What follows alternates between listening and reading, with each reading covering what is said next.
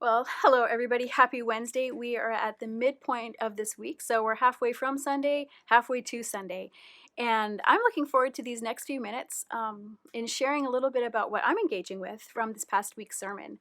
For those of you who this might be the first time you've tuned in, we have started the new year with a new series, and we're looking at resilience. And so the first week, we talked about a component of resilience being optimism and a good understanding of where optimism comes from and how we can be optimistic in the light of trials. And this past week, um, the component of resilience that Matt had spoken about was that of facing fear, specifically relating to a story of David and the ark, an unhealthy fear of God. And it has been such a challenging sermon for me as I've been trying to unpack it and share a little bit with you. I love the idea of resilience. I kind of thought that I was a real resilient person, and I think in some aspects I am. But I think some of that is just confusion over a character quality that I find in myself of adaptability. Adaptability isn't the same thing as resilience.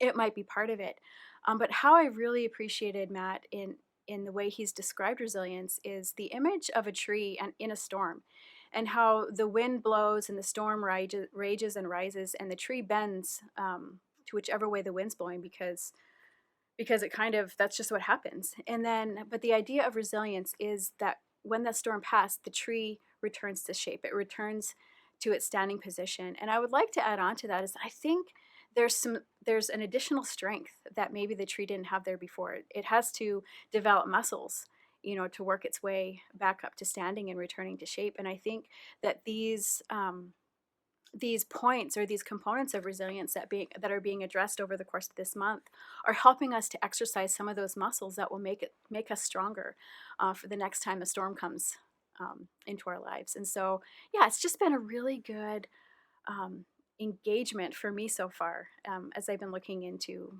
just some of the questions that I have around these past few sermons. So I've been sitting in a couple places of thought over this last one. The first one being is, what creates an unhealthy fear of God? David, in the story, just created this way for the ark to be moved, and everything was done with good intentions. But yet, God still took the life of somebody who reached out again and good, so that the ark wouldn't fall to the ground. And I think David was confused by that and perplexed, and I think it had created an unhealthy fear, and so there was some distance there between he and God. And over the course of the story, as you will read, it's in 2 Samuel 6. That kind of all got turned around. But so that's one of the areas that I'm thinking, because I would agree, like I would struggle with that. Like I had some of the same questions David did. And then the second area is the idea of God's holiness and the weight that I allow it to influence my life. And maybe that can be a question or something that you are sorting through. So the first one I want to start with is what creates that unhealthy fear of God? Have you ever had an experience where, despite your good intentions, you've had to face a consequence, or you've seen a consequence of the wrong action? Again, especially in light of good intention. And how has that developed into an unhealthy fear of God? Or has it developed into something else that might not be good, that might not be something that moves you forward in your relationship with the Lord? And so I guess along that line is, what was your response to that incident? How did you respond to that consequence, or to a line of thinking that you entered into after that situation kind of had happened? Has that response been inhibiting you to move forward? Has it been preventing you to resolve an issue? Sometimes it's easy to kind of tuck it away. I know that I do that. Like, I am hands down so much like an ostrich. You stick my head in the sand, hoping that something will pass, only to find out that it hasn't. And there's only so long you can stay with your head in the sand. Is part of this unhealthy fear the very real fear of not knowing what to expect from God, especially in light of when the actions we took were due to having really good intention, or due to maybe hearing what you thought was a correct action, and maybe it actually wasn't? And what motivated some of those things? How do we see this unhealthy fear manifest itself in our life? When does it come into play? Does it come into play when we don't see what we would want to see the way we want to see it, when we want to see whatever that thing is? I know that was a little bit of a tongue twister, but basically when we don't get what we want, or we think something should look a certain way and then it doesn't, um, how does it manifest? How does this unhealthy fear manifest? And does it cause us to avoid God in some way? Are we, again, going back to being an ostrich with our head in the sand, are we actually not just avoiding the situation, but are we avoiding God or parts of God, um, that that are maybe difficult? Now, the second place that I've been camping around and my thoughts in is the idea of and the understanding of the holiness of God. Now, this is totally motivated by the thinking that, God had this ark. So he had this actual physical um, piece that was designed to remind people of God's presence. And I just don't really have anything like that. We as Christians don't necessarily really have that. I mean, we have the cross, which we look to. But mostly that's about Jesus and his work, and which is absolutely necessary. Like, don't get me wrong, this isn't a statement about that or its worth, but in addressing the holiness and the set apartness of God, which really is what holiness is, um, I just don't have a physical reminder, and so I think it's easy for me to forget um, or not give his holiness the weight that it absolutely deserves. This part of his character.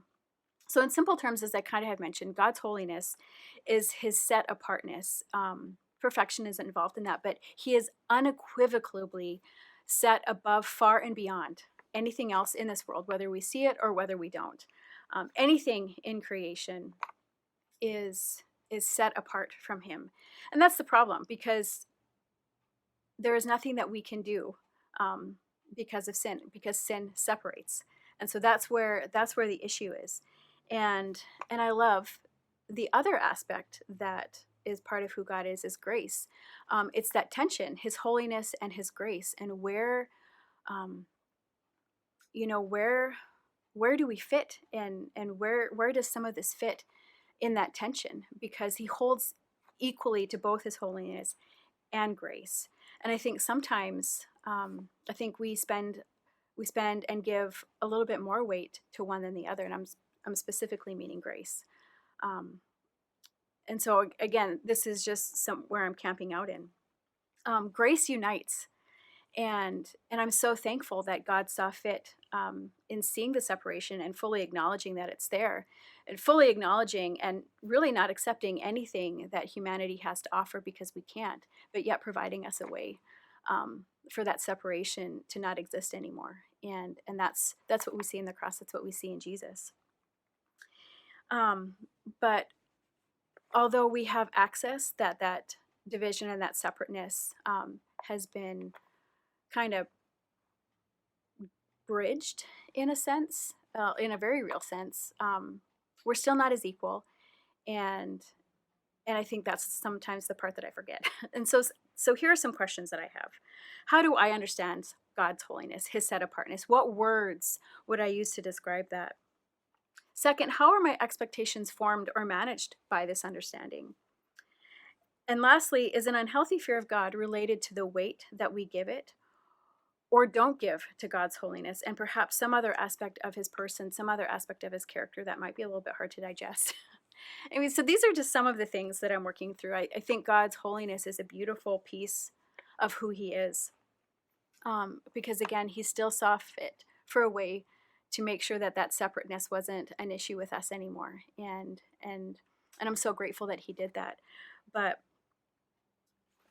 and as incredible as grace is, that doesn't mean that we don't give weight and proper weight to God's holiness, because whether or not the tension is something that we see or don't see, it really affects us and our relationship with God. And so those are just some of the things I'm working through. So I'm going to be reading through Hebrews, I think, a little bit more, specifically 9 and 10. So if you wanted to have a look through there, that's where I'm going to be spending my time the next few days. So cheers, friends. I hope you're well, and we'll talk to you soon.